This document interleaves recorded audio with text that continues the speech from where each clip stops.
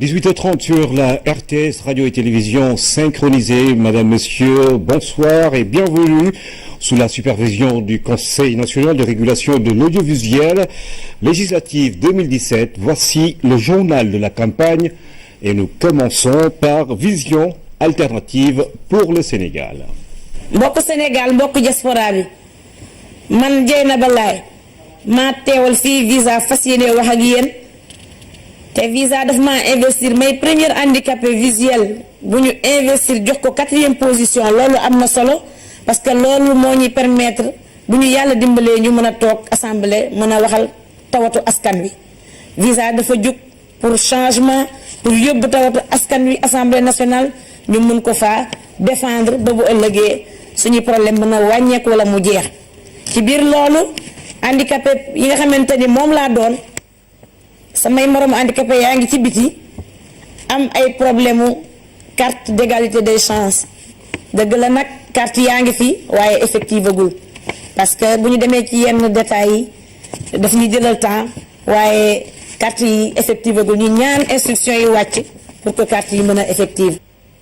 salaamaaleykum waa Sénégal ak waa bitim réew man Medoune Faye nekk tête de liste départementale bu Mbour nekk parti visa te Déthié Diouf jiite ñu ñun ñoo ñëwoon tey pour waxtaan ak askan wi ci élection législative yi ñu jëm ñu ñaan sénégalais yépp ñu votel parti visa ndax parti visa parti bu am valeur la parti boo xamante ne nii taxawaay bu am solo la nar a nekkee assemblée nationale ñu leen di ñaan ngeen votel ñu visa nag ki ko jiite jeune la am affaire yu bëri yoo xamante ne nii changement la nar a doon ci dëkk bi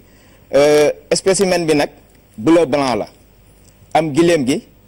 gi daal di yenu képp koo xamante ne nii bëgg nga ñëw votel jël ko nga votel ñu ngir le soir du 30 ñu mën a dem assemblée nationale mën fa teewal askan bi yépp way laago yi comme Dieynaba Laye mi doon wax léegi ak ñeneen ñi nga xamante ne nii dinañ leen mën a amal njëriñ ci assemblée wasalaam. C'était donc la déclaration de Vision alternative pour le Sénégal. Pour la suite, nous sommes avec la coalition Pôle alternatif 3e voie Sénégal day dem. asalaamaaleykum mbokki Sénégal man la seen xarit docteur Cheikh Tidiane Gadio leader coalition Sénégal day dem ñëwoon nañ fii ci fan yi wees waxtaan ak yéen ci mbirum jigéenu Sénégal waxtaan ak yéen ci mbirumu diaspora sénégalaise bi tey li ñu indi mooy wax problème mu ndawu Sénégal maanaam la jeunesse du Sénégal li ñu jaaxal ñun mooy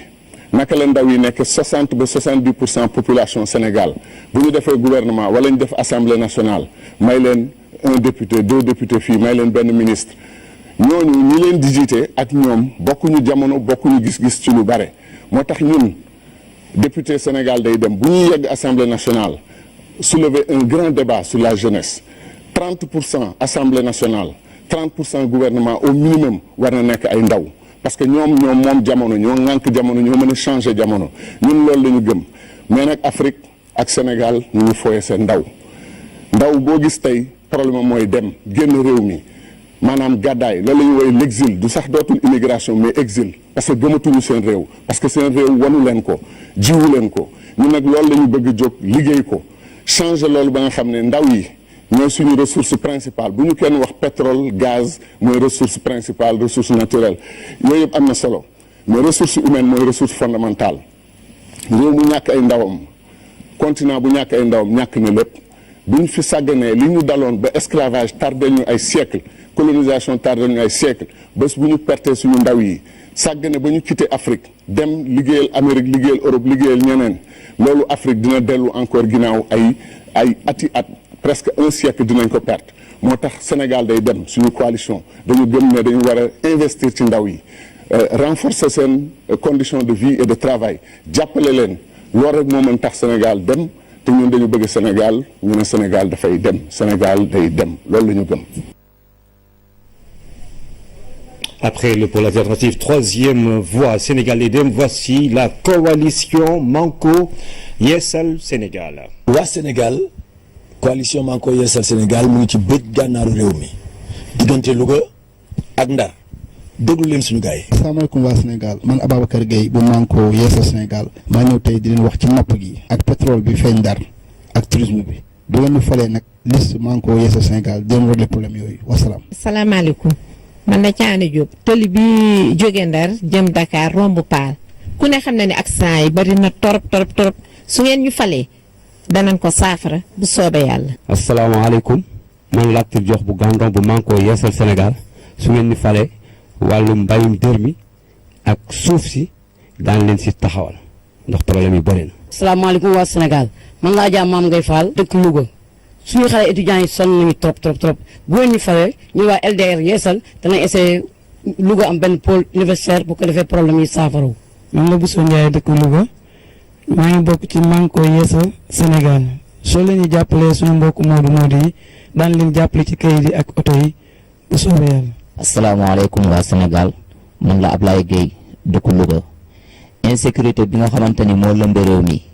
pour mu saafarawu ñu ngi sàkku ngeen voteel la liste Manko Yeesal Sénégal. asalaamaaleykum waa Sénégal man la Awa Diop dëkk Fass bokk ci liste Manko Yeesal Sénégal ñun ñi nga xam ne ñoo dëkk ci dëkk yu ndawaan yi sunu doom yi amuñu école yu ñu jàngee su ngeen woteelee dinañ ci taxaw. asalaamaaleykum yéen waa Sénégal ma la Fatou Ndiaye newen aali Manko Yeesal Sénégal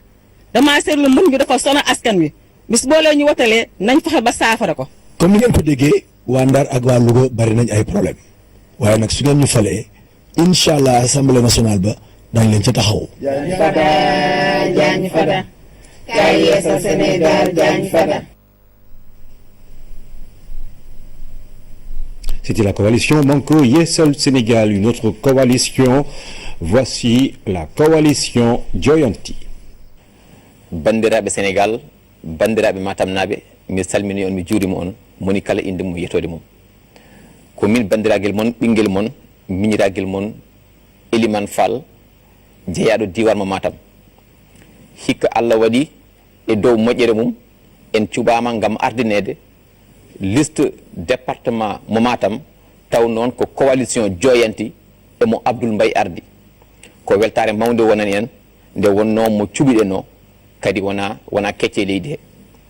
en jetti Allah noon caggal nde Allah wawi hokkude en hande fartange wawde huccide dendagal Sénégal naɓe kala et surtout biyo mbimami kala ha tengte noon jeeyaɓe to ganduɗa ɗo woni Matam en gala ko ɓuuri diwan men en gala ko ɓuuri leydi men eɗen ñaago bandiraɓe duwaw nde Allah waɗanta en deere e sutura ha dendagal ko yahate ko artate ene wawa rewde lawol hikka noon so Allahu lamɗo jaaɓi eɗen ganni daranade diwan men daranade leydi men ko ɗum saabi eɗen gandi so wiyama suudu sarɗiyeji walla français wiya assemblée nationale eɗen gandi hekko suudu ndu ganduɗa nduɗo suudu kañum huufi kuule leydi men ko nduɗo suudu nder majjum suɓete ko ganduɗa ɗo woni peeje wawde moƴƴude ngallu diwanuji men ko ɗum saabi bandiraɓe eɗen ñaaga caggal nde ganduɗen kay ala ko ɓuuri wadde fayida e woote assemblée nationale eɗen gandi ni hay diine ene jaaɓi ɗum eɗen gandi seeɗenɓe e mbaliya fof ne gandi ne waɗi fayida ko ɗum saabi ko hunde moƴƴere moni kala enen nanda no finata subaka law dawa wotoyama ganduɗa ko oɗo yakori so jooɗi ma waw moƴƴin kono noon eɗen gandi suudu sarɗiyeji ɓennuɗo ndu caɗele kewino eɗen gandi kadi yontaɓe ɓe nawde toon ɓe hayso tawi ni ɓe ligguima wonko heddi ko heewi ko ganduɗa eɗen ɗawino e mabɓe te mbaɗan ɗum eɗen gandi noon hikka so en gari daranade diwan o foof daranade leydi ndi daranade Matam ko candidature jeunesse wonɗo également eɗen gandi coalition Abdoul Mbaye ko coalition mo ganduɗa hunde fof ne wawi hejjen bandiraɓe salminama on jarama. C'était donc là la coalition Joyanti. Nous sommes à présent avec la convergence libérale et patriotique CLP. mbokk Sénégal maa ngi dellu si di leen nuyu kenn ku jëm ci turam ak santam di fàttali sama bopp di fàttali ni dañu jëm ci ay élection législative maanaam élection député du élection président de la République mais élection député la tudd loolu moo tax ñun au niveau de la CLP ñuy wax ni dañu bëgg a yóbbu assemblée ay député yoo nga xam ni dañu fiy taxaw pour di fàttali gouvernement bi engagement am bëgg def lépp lu ñu mën pour gouvernement respecte engagement am benn exemple rek lañ ciy jël tey ki nekk tey président de la République muy le président Macky Sall bi mu nekkee candidat dafa ñu waxoon ni bu nekkee président dina def tout pour que budget ministère des sports ne egg 2% ba fi ñu toog di wax budget ministre des sports eggul 1%. kon lan moo war a nekk taxawaayu député yi nga xam dañuy dem assemblée nationale mooy budget bu ñu fa indi bu ministère des sports danañu gërëm le ministre des sports gërëm le président de la République ndax arène nationale danañ ko gërëm ak yeneen yoo xam jëm na ci wàllu sport mais danañ leen leeral la leen nag budget bu demul 2% du budget national du ministère des sports bu boobaa CLP du ñu voté budget boobu te danañ woo l'ensemble des députés ñu bañ ko voté te danañ wax aussi dans le budget naka la ñuy def pour que ñu mën a yóbbu budget ministère des sports à 2% parce que mënuñu réew mu mel ni Sénégal boo demee fu mel ni Abidjan club yi di am ay budget yu 2 milliards nga dem réew mu mel ni Cap Vert fii ci si yoon wala Guinée-Bissau nga gis club yoo nga xam dañu moom seen i stade am seen infrastructure ñun Sénégal ñu bëgg di gagner Coupe d'Afrique di bëgg di am ay ndam te suñu club yi mënuñu fi xam ay moyens conséquents yu lu mën a permettre ñu gagner Coupe d'Afrique dañu ni loolu il faudrait que à partir de l'Assemblée nationale députés yi def seen liggéey pour que gouvernement du Sénégal dolli góorgóorlu ba li nga xam ne moom la war a def jox ay moyens suffisants au milieu du sport parce que sport nekkatul fo sport dafa nekk un levier boo nga xam ne day lutter contre le chômage sport dafa stabiliser un pays sport dafa nekk un vecteur de développement kon war nañ ko jox li nga xam mooy ak xam loolu nag buñ ko bëggee am amul leneen lu ñuy def mooy voter la CLP incha allah fii rek la du feneen. Après la convergence libérale et patriotique, nous sommes avec une autre convergence, la convergence patriotique pour la justice et l'équité, Neyler CP. Neyler. Salam alaikum Sénégal. Monsieur le Président, donc bëgg suñu demee Assemblée nationale ñu renforcer pouvoir élus locaux yi maanaam maire yi ñu jiite gox-goxaat yi ndax nee nga wàllu jàng ak jàngale war nañoo fexe ba Sénégal ñëpp di jànge seen sago. Madame la maire loolu moo tax nga ñu daan may ay blouse ay fournitures scolaires di jox ay mallets pédagogiques suñuy maîtres di ñu yóbbu colonie de vacances ba tey ji ñu ngi nekk ay étudiants di bénéficier wu ci ay bourses. Monsieur le Président nee nga dañu dox doole bu baax collectivités locales yi ndax da nga bëgg à la base ñu éclore les talents. Madame la maire loolu moo tax nga yóbbu ñu à l'âge de 11 ans en France ñu joué fa mondial pipi jël fa meilleur joueur meilleur buteur. ci ñu gën ci ràññee Babacar Xuma mi nekk équipe nationale ak ñeneen ñuy évoluer ci yeneen championnat en Europe. Monsieur le Président da nga insister ci sunu ay réunion ci mouvement associatif yi ci jeunes yi ci football bi ci nawetaan bi ci xale yi. Madame la maire boo waral suñu subvention daawul tardé gis nañ aussi tamit ni nga doon dimbalee ASC ci wàllu équipement sportif daan leen taxawu di fa dem ci terrain yi di leen nemmeeku daan leen jox ay lot de dossard ak ay godage daan nañ gis aussi tamit ni nga doon jàppale les zones ak ODCAV bi ba ci ORCAV ci seen manifestation. Monsieur le Président, la migration irrégulière et l'emploi des jeunes. yaa jël ay gaal jox ko pêcheur Tëngéej ji ñu siy mën di jëfandikoo yaa jël ay machine jox ko jigéen ñi ñu siy ñaw di mën a jariñu yaa jël jeunes yi dafa leen ay ployé ñu siy mën di suturlu yaa jël candidature jeunes yi jagleel ko ONCAV jagleel ko ORCAV jagleel ko ODCAV yi jagleel ko zone yi surtout jagleel ko ASC yi kon maa ngi oo ndaw yëpp ñu jàpp si CPGE madame Ngoné Ndoye ak Diop si ñu am ndam. C'était la convergence patriotique pour la justice et l'équité, Neyler. Nous poursuivons avec la coalition Oser l'avenir. salaamaaleykum waa Sénégal asalaamaaleykum ndaw réew mi man maa ngi tudd Mariam Soda Ndiaye di étudiante en géographie nekk 3e sur la liste nationale de la coalition Oser l'avenir dirigée par Maître Aïssata Tall Sall tey nag dama ñëw waxtaan ak sama mbokk ndaw ñi ci ñaari mbir benn bi njëkk mooy wuute ak ñàkk taxawaay ci bërëb yi ñuy naseeg di fa noccee ñaareelu problème bi mooy lu jëm ci mbirum liggéeyu ndaw ñi ñu naan ko emploi des jeunes ci problème bu njëkk bi li ñu seetlu mooy bu mobilisation jotee ñun ndaw ñi la ñuy yónni bu dem xeex yi jotee ñun ndaw ñi ñooy dem bu élection jotee ñu ne ndaw ñi da ngeen a war a génn en masse te bu nas ak nocc jotee ñun ndaw ñi ñu ne ñu toog leen xaar donc boo leen bëggee problème yooyu yëpp jóge fi dama leen di ñaan ngeen votel coalition Oser l'avenir ndax kat coalition Oser l'avenir ci liste yi ñu am yëpp moom moo osé jël ndaw bu am 25 ans maanaam seen moroom daal di ko def ci liste yi te ci poste bi nga xam ne c'est un poste éligible beneen problème bi ñu naan emploi des jeunes dañu gis ne ndaw ñi bu jàng jotee ñu ngi jàng dañu gis ne ndaw ñi bu demee wu sàkku ji xam-xam jotee ñu dem sàkku ji ko wante bu liggéey seen problème yi ëpp mooy liggéey te tey nag suñu buggee mbirum emploi des jeunes daal di changer ñu taxaw ci taxawaay bu rafet jël leen ay député yoo xam ne problème yi ngeen di vivre ñoom la ñuy vivre ngeen jël leen yóbbu leen assemblée pour bu ñu demee assemblée ñu toog fa toogaay nu rafet toog fa ngir wax seeni soxla ngir ñu mën a décider donc loolu laa amoon tey lu ma indi pour wax leen di leen gërëm di leen sant suñu bulletin bi nag mooy bulletin bu weex bi am ñetti étoile bi te ngeen di gis photo soxna Aïssata Tall Sall. Coalition Oser l'avenir. Pour la suite, voici Dental Sénégal, action patriotique. Kumpam, signayam, kulinam di kutiyam. Woli kar Dental Sénégal, di a secrétaire général Ololi, Mamadou Seydi, wol Moussaful. Beregu mara, woli bejaw di élection nga sanna de jole, sara le 30 juillet. Man ubaj ku député kanumanje, kapi kuleko bukanako. Anosan, tanonna, nubabaj haji. A député ajawja assemblée leta jaw be kamor leta jaw be elew keyo leta jaw be fulambu pop bara e jaw be mara ereg si haja sara si sukus ano sandi nuyu lu baba haje no manje lu man ko riine niyo di assemblée man gouvernement e ngolen e manji mapi era ko meno di si sukus parce que kuma jitu jawon wa baje di sukus le ko ngolen kurok be mara wala mokane none di voter liste yololi yara Dental Sénégal man o jaw assemblée inja sanken na di nuyu injero di listay ji votoli manu jaw assemblée manu sanken haja solola sari si sukas buram Dental yeno mi ka jamor ka karambe nor ka sor listay yololi couleur vert di blanc di kanyana ka sofor mi yekil mi ka sofor ak manu roka be mara esuke yara Sénégal man esuke e jaw awanyaw a rokaw kunyela ka l'école mi amang ka sonten agnoli nungale du santeno ban la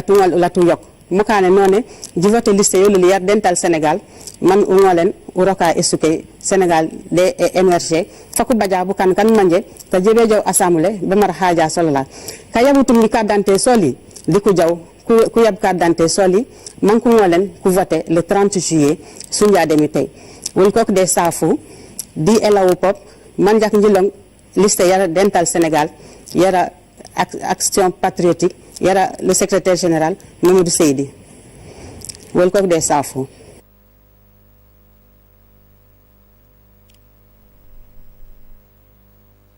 Dental Sénégal, action patriotique qui vient de faire sa déclaration.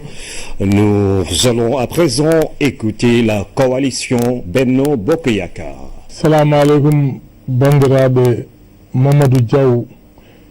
tête de liste mon département de Matam pour coalition Benno Bokk Yakaar arimi hande ko haaldude e moɗon to faya to oɗon gandi vision président de la république ko émergence du Sénégal leydi wawa wadde émergence taw waɗani laabi ko ɗum o woni koye wadde ko waɗani pont uji ko ɗum o woni koye wadde électrification rural e domaine social o on ji CMU on ji aussi o régli probléme uji kewɗi gati adana debbo ene yahanno e lawol tan ene jibina les cités religieuses vision makko kadi ko acte 3 de la décentralisation beela commune aji ɗi en mbawa wadde développé koye muɗum au niveau de la base oɗon gandi chaque ko pour maire uji ɗi ene mbawa wadde développé commune aji mumen donc président de la république to yiɗi nawde Sénégal to o waɗi ɗum no feewi donc ɗum noon mbiɗa ñaagui yimɓeɓe foof yo nanggu beele ene mbawa wadde coalition Benno Bokk Yakaar o au niveau de département de Matam gandon tous les leaders politiques wonɓe ɗo henne ɓe minen foof jaadi minen foof nanggotiri donc ɗum ɗon aussi ko yettude Allah hay goto mabɓe yahani banggue muɗum kadi mbiɗa waɗamo remercier les 15 députés mo totti diaspora o gati minen komin fruiji diaspora haysomin garti pour développement leydi ndi vraiment ko à cause de makko waɗi feere hamin garti ko way noon mbiɗa ñaagui yimɓeɓe foof noon yoɓe goot coalition Benno Bokk Yakaar o beela président de la république ene wawa dañde majorité absolue au niveau de l'Assemblée nationale. Merci, mi salmini on.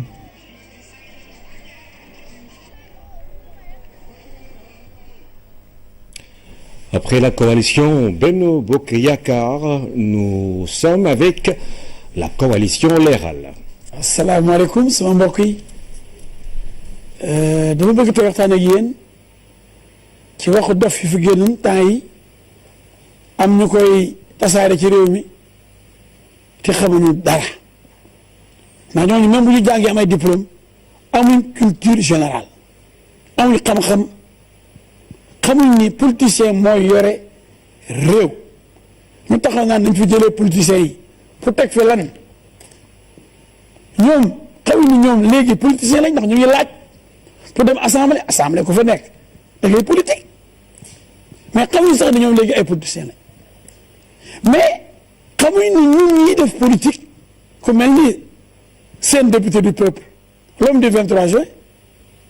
dafa sacrifier cabinet sacrifier ay millions yu bëri pour teewal askan bi ci assemblée nationale. avocat international partout dans le monde nga dafa taxaw di plaider ci dee fay say millions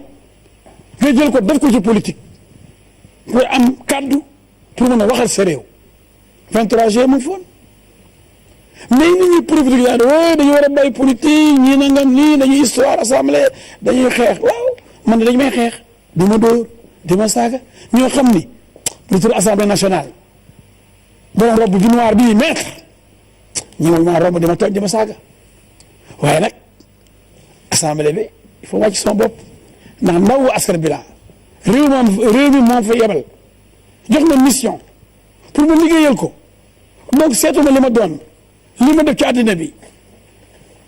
tribunaux yu mag yi ma dem déedéet Sénégal boo ko jar xeexal sama askan jàppale Sénégal te Sénégal jëm kanam parce que li fi nekk nii du ñëpp mel ne Me El Hadji Diouf du ñëpp mën a wax mën a xeex mën a convaincre ndax Sénégal. La coalition Leral, nous sommes sur l'ensemble du réseau synchronisé, radio et télévision sénégalaise, le journal de la campagne. Voici à présent Convergence d'initiative pour le Sénégal, CIS. asalaamaaleykum mbokk Sénégal di leen nuyuwaat naan Papa Ibra Samb di professeur ci université Cheikh Anta Diop Dakar di président parti bi ñuy wax Convergence d'initiative pour le Sénégal di dellusiwaat tey jii di baamtuwaat benn sujet boo xam ne waxoon naa ko ba pare mu di démocratie muy nag loo xam ne mooy suñu trésor ñun ci Sénégal mooy suñu urus mooy suñu ngalam ñu wax koo sàmm bu baax a baax parce que dafa nekk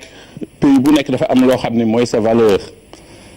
démocratie ci Sénégal mën na nekk déjà daanaki ndono parce que aw nañ ci awaat ci loolu nag bu amee li muy wund mooy acteurs yi itam dañoo war a nekk acteurs yi collé wu ci modèle boobu nga xam ni ñoom itam daañu xam ni lu rëy li ñuy seenu ci ñoom suñu politique nag ñun dafa war a sell dafa war a ànd ak diine dafa war a ànd ak suñuy valeur moo tax ñun ñi dañu war bu ñu àndee daal ba nga xam ne fal nañu ñuy fal toujours ñu bàyyi xel ni dañoo war a lisser suñuy différence bu ñu nekkee ci benn assemblée ñu xam ni bu ñu xasee ba fal ñi ñu fal ñoom ñoo fa taxawal askan wi léegi différence loolu la am ci ñoom lu dul ci njariñu Sénégal njariñu Sénégal la ñu war a jiital teg ko seen kanam lépp lu ñuy def ñu bàyyi ci loolu xel ndax ñi nga xam ne ñoom la ñu fal gën ñu fal kon nag li nga xam ne moom lay wax ci loolu mooy Sénégal benn bopp la kenn mënu koo xar ñaar kon nag nañu ànd tabax ko tabax bu wër boo xam ne day tegu ci yoon ñun daal suñu parti loolu la soxla loolu la bëgg ñu ciy woo ñëpp bëgg ñu woteel ñu ci li ñu jëm pour ñu am représentation ci Assemblée nationale pour soppali Sénégal. Convergence d'initiative pour le Sénégal qui cède l'antenne à la coalition Soppali. asalaamaaleykum wa rahmatullah taala wa barakatuh ñu ngi leen di nuyu yéen mbokku Sénégal ak ba bitim réew tey nag coalition Soppali daf leen indil suñu responsable bu mag a mag ci Grand Yoff Ndeye Ndiaye Diouf bisimilah. waaw man Ndeye Ndiaye Diouf maa fi toogal coalition Soppali di leen nuyu di leen gërëm man nag bàjjen gox laa ci Grand Yoff alliance Défi nag maay vice présidente bi Mouhamed Ali Sega Camara moom mi nga xam ne moo nekkoon sécurité alimentaire muy suñu leader liggéey fa liggéey bu rëy bu rafet bu kenn du weddi liggéey fa liggéey bu kenn mënta càmbar maa ngi leen di sant bu baax di leen gërëm ñun nag député yi ñu bëgg mooy député yoo xam ne bu ñu demee assemblée nationale duñ fa nekk di nelaw duñ fa nekk di tàccu dañ fay nekk di liggéeyal askan wi di jóg ci jógu askan wi dem di tukki di indi loo xam ne dëkk bi dañ koy jariñoo te bañ di tukki di indi ay conteneur di liggéey seen bopp ak di nekk assemblée nationale di nelaw di xuloo bëgguñu loolu député yi fi askan wi teg ñu jàppale askan bi loolu lañu bëgg ci réew mi te yàlla nañ ko yàlla may te ñun ñii coalition bi ñu falee dinañ leen liggéeyal bu mucc ayib ñun nag suñu mandarga mooy garab gi te garab gi vert gi te parasol bi nekk ci suufam mooy suñu mandarga parti asalaamaaleykum wa rahmatullahi taala wa barakaatu.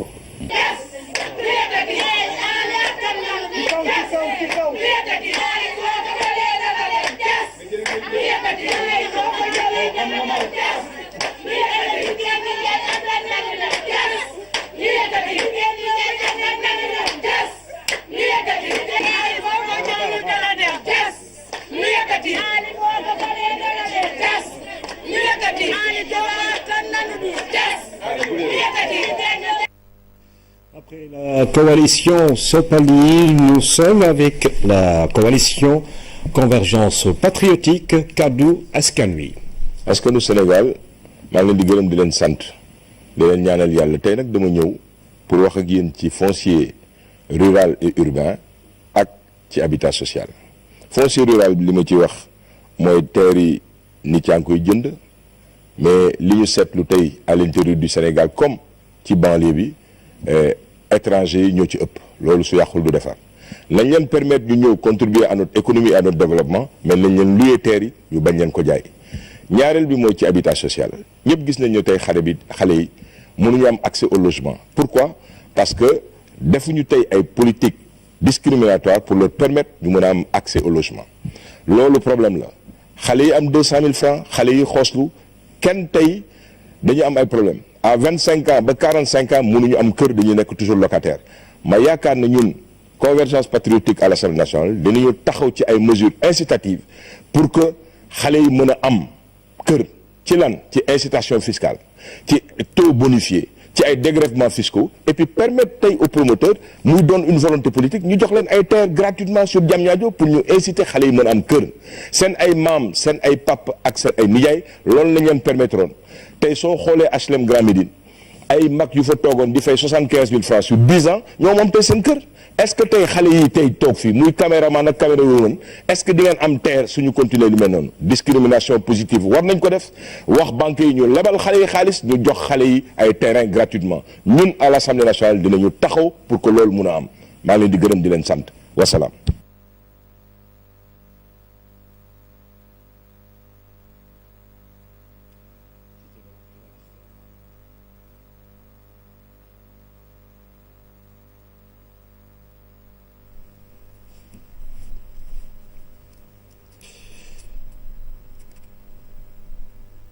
C'était donc la coalition Convergence Patriotique Kaddu Askan Wi.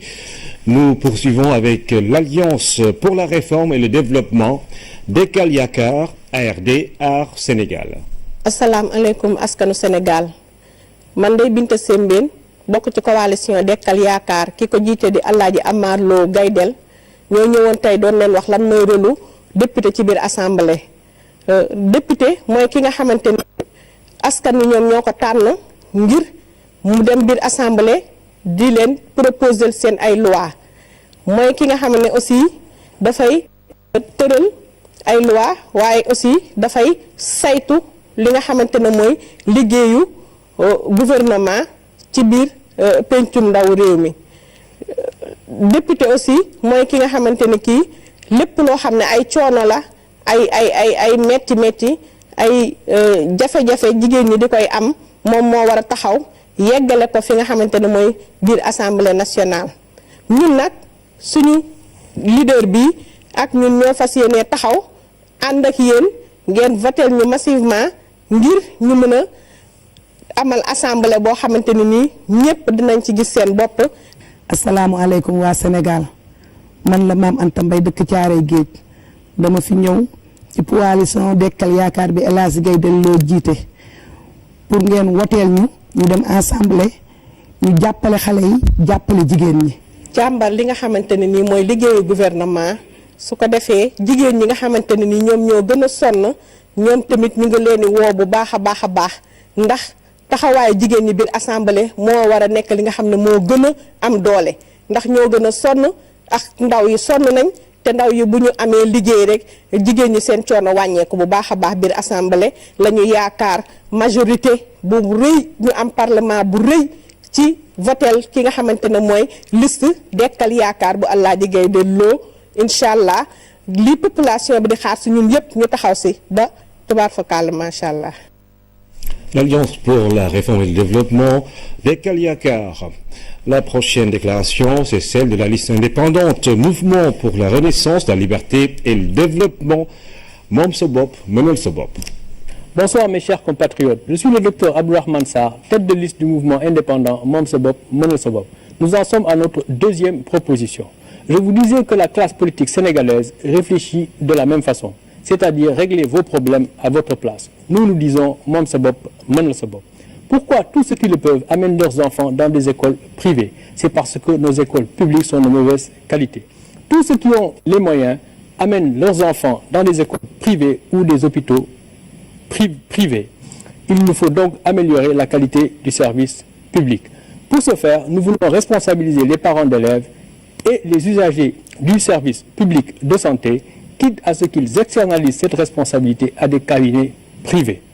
Lorsque vous avez une tâche que vous voulez bien faite, il faut vous assurer d'au moins deux choses. La première chose, c'est d'assigner cette tâche à une personne comptable des résultats, quitte à ce que cette personne puisse recourir à l'appui d'autres personnes. La deuxième chose, c'est qu'il faut vous assurer que la personne à laquelle cette tâche est assignée a intérêt à ce que cette tâche soit très bien faite. Dans le cas de l'éducation, ce sont les parents d'élèves, et dans le cas de la santé, ce sont les usagers des services publics de santé. Nous voulons responsabiliser les populations pour qu'elles puissent nommer les directeurs des établissements scolaires et de santé. Ces mêmes directeurs vont recruter des enseignants et des médecins qui ne seront plus des fonctionnaires, mais auront un meilleur traitement. De ce fait, l'État va venir en soutien,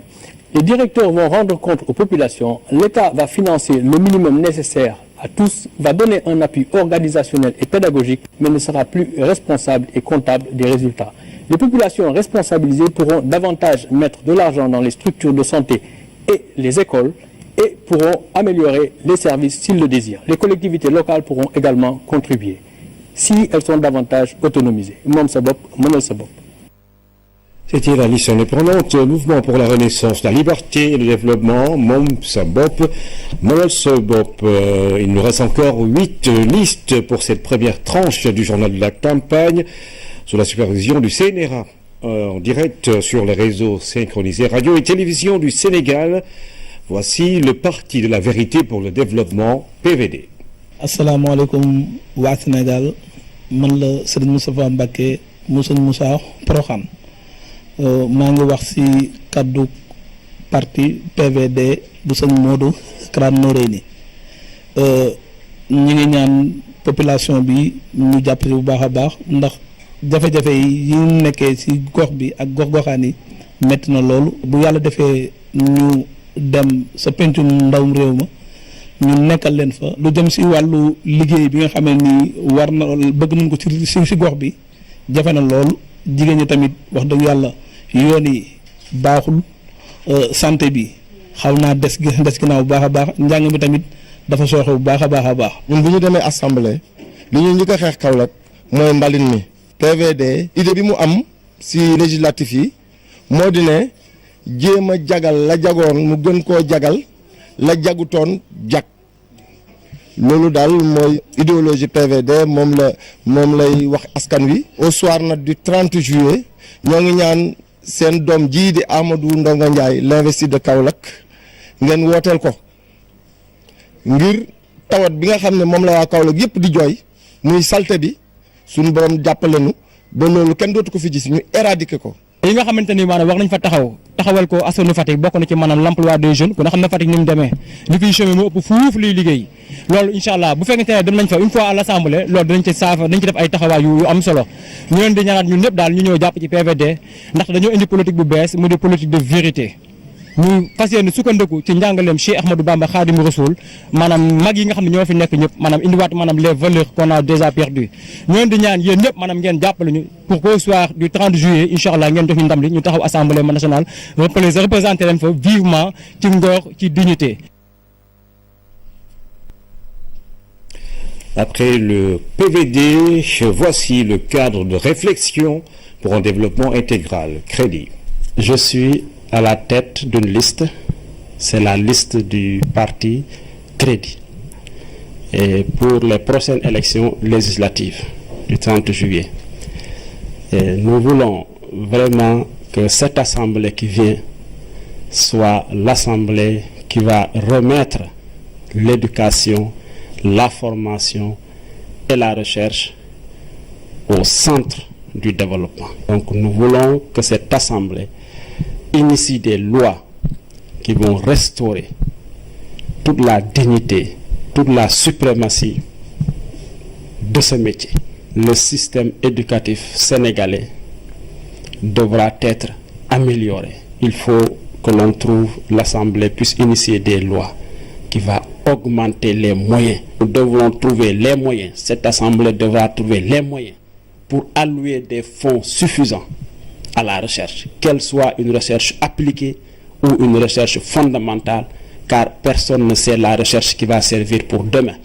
On a vu des recherches théoriques dans le temps qui se sont révélées extrêmement utiles. Je pourrais en donner une liste d'exemples. Cela veut dire que la recherche doit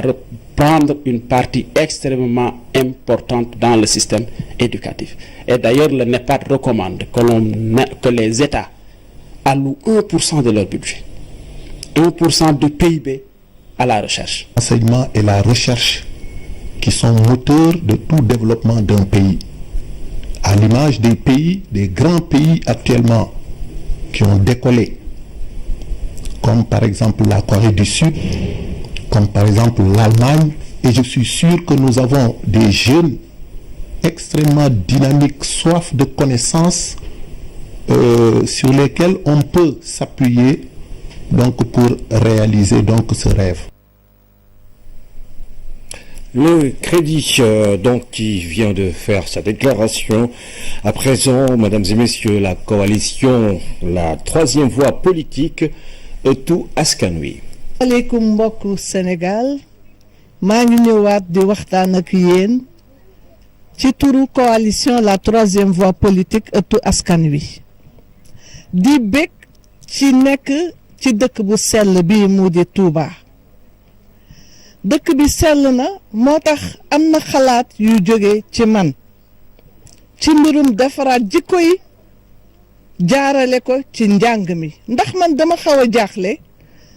ndax Sénégal dafa am ay nit ñu baax ay wàlliyu Serigne Touba Alaaji Omar Fuutiyu Taal Alaaji Malick Sy Alaaji Bou Kounta Serigne Ibrahima Niass Serigne Limamou Laye ak ñeneen xëy na mënuma tudd ñëpp waaye ñoom seeni njàngat war na nekk ci livre yi ñuy jàngal xale yi ndax lañu wax muy philosophie yu am solo suñ ko doon jàngal xale yi ba ñu nekkee xale yi tuuti ba ñuy mag dëkk bi xëy na du demee nii jikko yi du yàqoo nii ma bëgg ci dolli ni njàngum alxuraan mi dama yaakaar ni waa labbe yi nañu koy defee ci seen école yi di jël ay waxtu di ci jàngale mbirum catholique ñun suñu diine l'islam war nañu mën a jël ay waxtu ci semaine bi di ko jàngale ci l'école yi yooyu yëpp day tax ñu tabaxaat sénégalais yi jël jikko yu rafet dugal ko ci seen xel ak seen xol ak seen bopp fii laa ko waxee nag ci Touba di ñaan bu ñu demee assemblée nationale ñu fexe ba loolu mën a am ci réew mi wasalaam. La coalition, la troisième voie politique Ëttu Askan Wi. Nous sommes à présent avec Sununa Tanguéré, Rassemblement pour la dignité et la prospérité, la vraie rupture.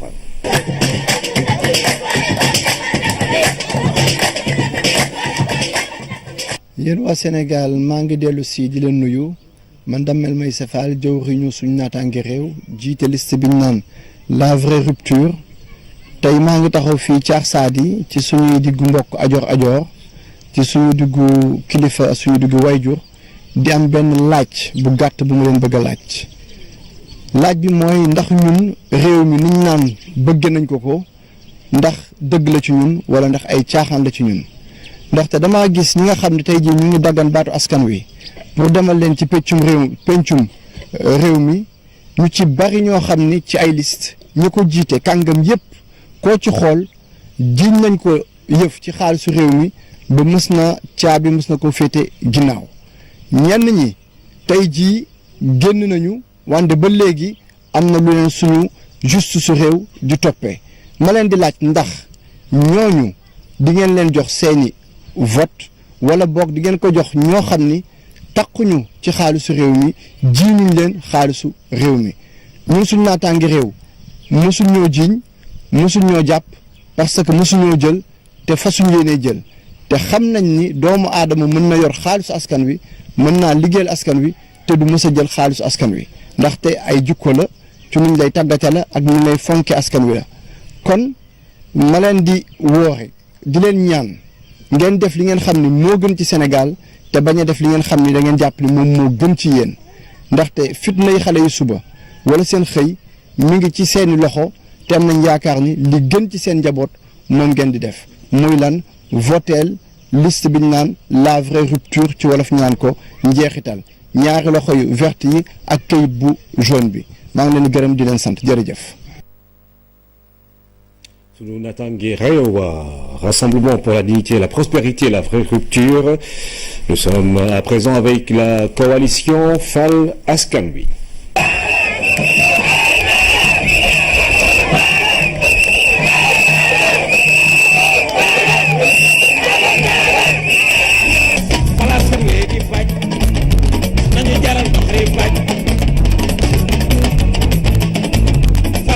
ma nuyu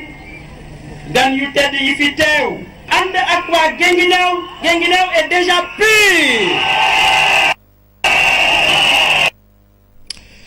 Vous aurez compris, mesdames et messieurs, nous reviendrons sur la coalition Fal Askan Wi. C'était pas le bon élément. Nous sommes à présent dans le journal de la campagne avec le parti de l'unité et du rassemblement pur.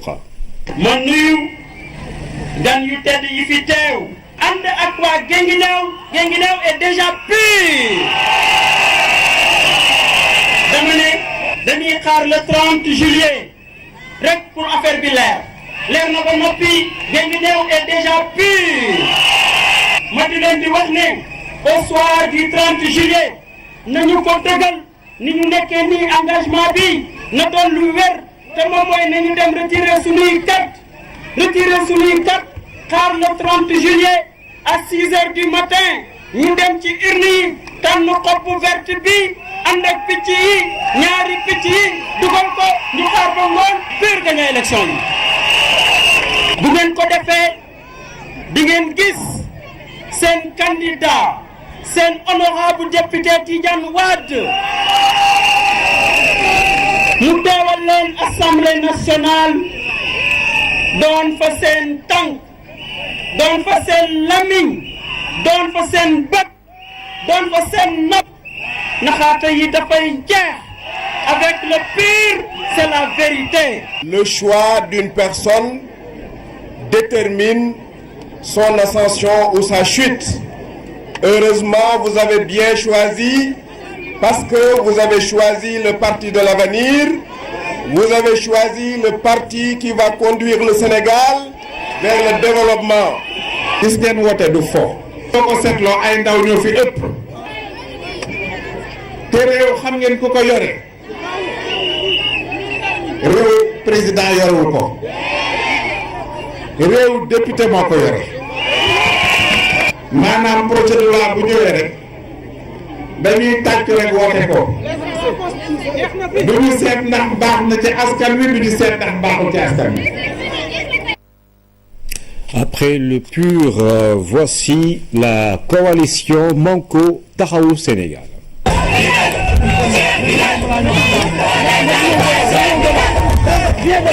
asalaamaaleykum mbokki Sénégal asalaamaaleykum mbokki département bi asalaamaaleykum doomu ndar yi man ak yéen ñi nga xam ne ñoo bokk ndox mi bokk suuf bi Sénégal nii la ñun ñëpp ñoo ci am responsabilité dëgg-dëgg ku xool Sénégal tey jii di nga xam jafe-jafe yi ñu nekk tey la escroquerie ëpp tey la jël alalu réew mi di ko dugal fa amul benn njëriñ nekk li ma jaaxal mooy gouvernement nan la mën a taxawee di wax sénégalais yi naan leen Sénégal baax na xanaa ñoom gisuñu li nit ñi di xanaa ñoom gisuñu li jaboot yi di jooy ci biir kër yi xanaa gisuñu ñàkk emploi gi gisuñu tappale gu métti gi nga xamee ne nekk na ci biir dëkk bi ma ni loolee lépp nag du waxi tey waxi 2019 la li ni këtt ni jonn mooy assemblée nationale di pencum ndaw réew mi ma jàpp ni bu ngeen bëggee dëgg-dëgg ma laaj leen yéen sénégalais yi taxandeeru Macky Sall yéen nekk assemblée nationale ndax diiru juróomi at yi liggéeyal nañ leen lu war a tax ngeen dooleel leen seen yaakaar ndax taxaw nañu ci seen i coono ndax féete woo nañu fi souffrance yu sénégalais yi nekk ak jafe-jafe yi réew mi nekk lii moo tax ma jàpp ni ku seet Khalifa Sall ak tooñ giñ ko tooñ ak ñi mu àndal nga seet Idrissa Seck seet Malick Gakou seet Mansour Sy seet Hélène Tine seet Moussa Tine seet Cheikh Bamba Dièye ak ñi mu àndal ak seen jaar-jaar dëgg-dëgg waa Manko Taxawu Sénégal wane nañu seen expertise wane seen taxawaay ni bu leen Sénégal dénkee assemblée nationale dinañ ko mën a sàmm gi wér ndax kat ndénkaane koo wóolu te wolof nee na bu saf neexulee sàppali du neex li wér ba wóor mooy Sénégalu tey jii dafa laaj assemblée nationale bu baax ndax Sénégalu koom-koom la Sénégalu alal la te alal jooju dafa war a jëriñ sa askan wi yóbbu ñu ci développement waruñoo sàggan ba mel na yeneen réew yi nga xamee ne alal ju mel ni amoon nañ ko ñàkk ko lii moo tax ma jàpp ni nañ jóg ñun ñëpp àndandoo ak Manko Taxawu Sénégal ngir ñu mën a taxaw assemblée nationale jërë ngeen jëf.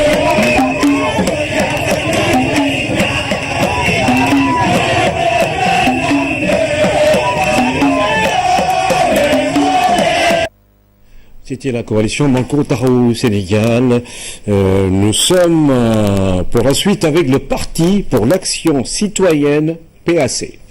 Chers compatriotes, bonjour. L'espoir est permis. Nous avons visité cette verte Casamance, nous avons été jusqu'à Vélingara. Nous avons vu beaucoup de souffrance, c'est vrai. Mais je dis et je maintiens, l'espoir est permis. 2017 sera probablement une année de changement. En Casamance, nous irons vers la paix parce que nous allons mettre en place un groupe de travail au Parlement pour forcer la paix,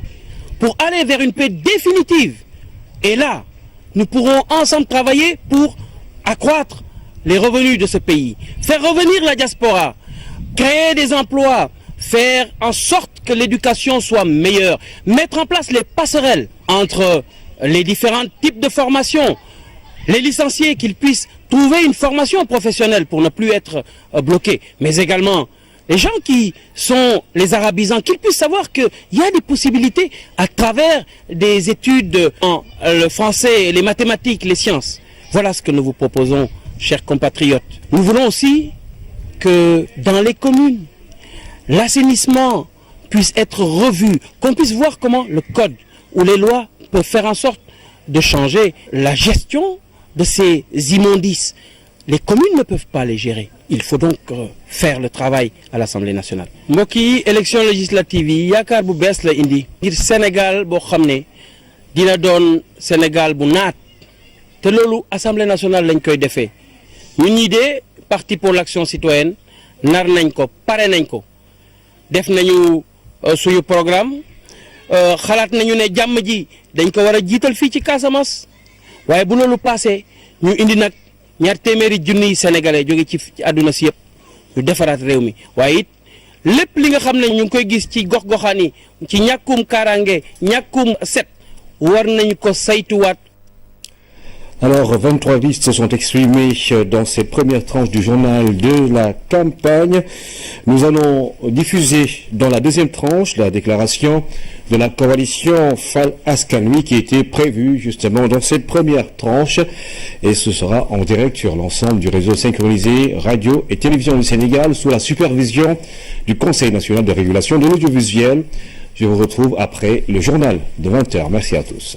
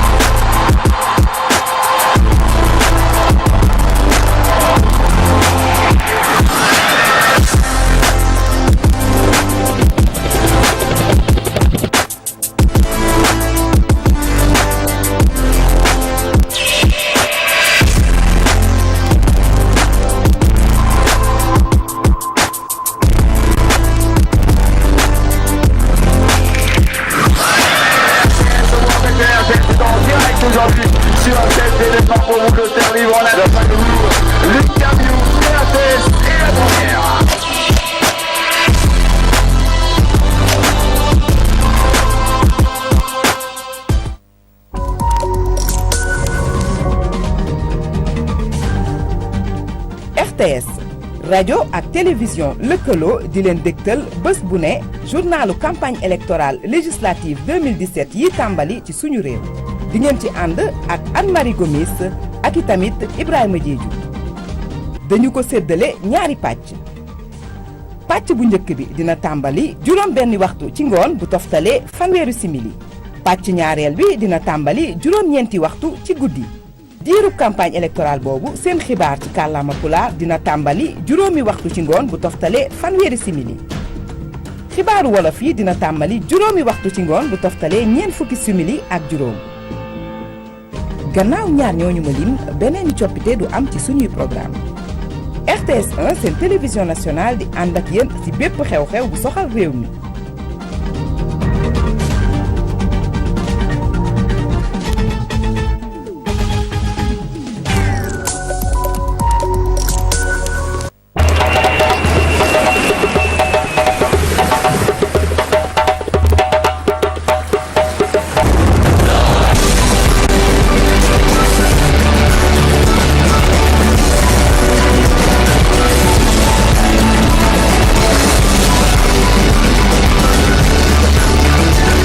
Jeu de la francophonie du 21 au 30 juillet à Abidjan, en direct et en exclusivité sur la RTS.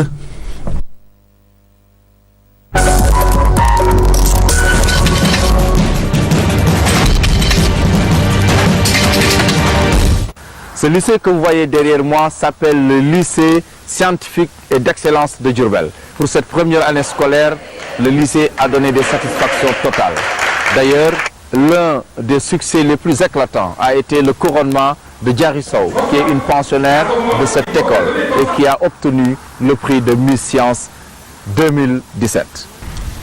L'excellence, ça s'acquiert, et que ce n'était pas parce que j'avais reçu une couronne que j'étais vraiment excellente. C'était un coup de destin, encore une fois. Maintenant, je savais aussi qu'il me fallait conquérir l'excellence. Il me faut conquérir l'excellence. Un pays ne peut pas se développer sans des scientifiques. Maintenant, tout se fait par la science. On est dans l'ère de la technologie. Pour atteindre les grandes sphères de ce monde,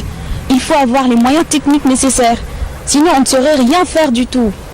Et pour cela, il nous faut des jeunes motivés. Ce serait ça le premier ingrédient.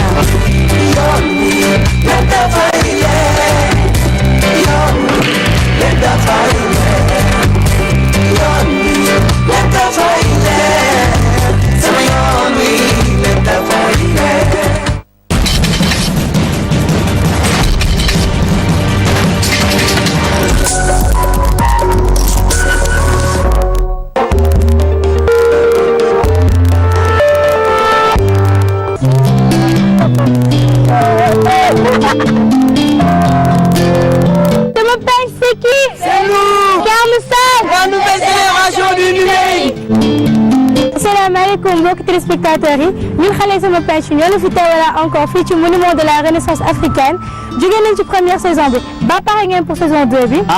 man de pare naa ñii tamit pare nañ yéen xale yi Dakar Ndiaye laay waxal yéen xale yi Sénégal Ndiaye laay waxal di wax ak waa Grand Dakar waa Padoua fàttewuma waa Gueule Tapée waa Pikine waa Thiaroye casting sama penc bi fii nii la ci monument de la renaissance esplanade bi. képp ku ci am fukki at ak ñaar wala fukki at ak juróom-ñaar da nga dëkk Dakar wala ci banlieue bi rapproché wu ci mairie bu la gën a jege wala nga ñëw fii le 22 juillet ci monument de la renaissance africaine pour casting bi à 10h. place yi dafa limité bés boo leen ñëw place yi jeex. sama page c'est qui? C'est nous. Car nous sommes la nouvelle génération du numérique.